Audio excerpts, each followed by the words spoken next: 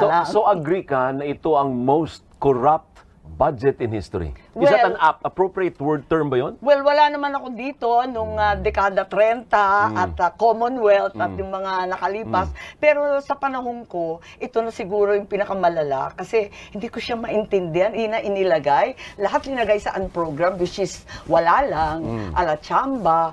Eh, paano naman yun? Ang lalaki ng tula. Yung irigasyon, iniiyak na yan ng mga magsasaka. At ang luma-luma na, dekada 70 yun sa panahon pa ng tatay. Bilang manang, responsibilidad ko na sabihan siya, na warningan siya, na baka ito ang magpapahamak sa'yo. Ayun. So may basehan ang pag-question sa budget?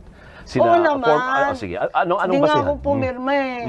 Pero yung sinasabi ni Pangulo Duterte at ni Pangulo Bongbong, magkaiba. Dalawang magkaibang dokumento kasi yung sinasabing blankety blank, yung maraming blanco, totoo yun. Kaya hindi ako pumirma ng BICAM.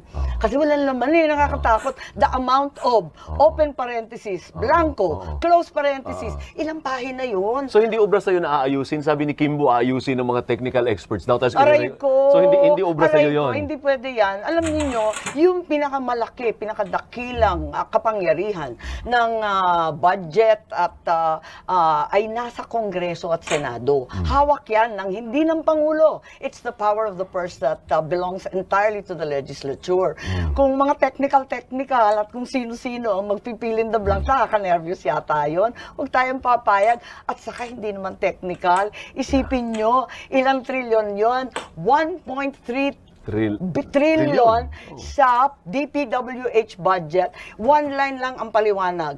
Various infrastructure projects. Ang tanong, sino si VIP? Baka VIP lang ang nakasulat eh. So ang sinasabi itago ninyo, natin sa pangalan ng, di ba? Sino? Sige, Ewan, pangalanan mo. hindi ko alam. Bakit mo. VIP? Kasi wala nga nakalista 1.3 trillion. Walang listahan. Sino nga may pakana nun? Tama ba yun? Hindi ko alam. Basta dumating na lang sa amin na ganun. So ang sinasabi mo ay labas dito ang presidente. Walang problema ang presidente. Ang may problema dito ay yung lehislatura, the House and the Senate leaders. Hindi ko alam kasi yun nga nung pinapunta kami sa BICAM, napunta akong minsan, 1 minute lang, nag-picture lang. Ganun lang, tapos na? Oo, tapos na, di nag-alisan na kami. Sabi ko, ano ba yun, picture?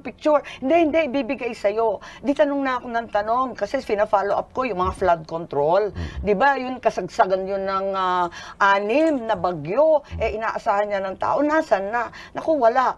Naku, talaga nervous ako. So, sabi ko, diisan tayo. Hindi ko mapipirmahan yung mga blanco-blanco na yan. Ngayon, maski ang Pangulo na may problema, yung flagship projects niya, tinanggal.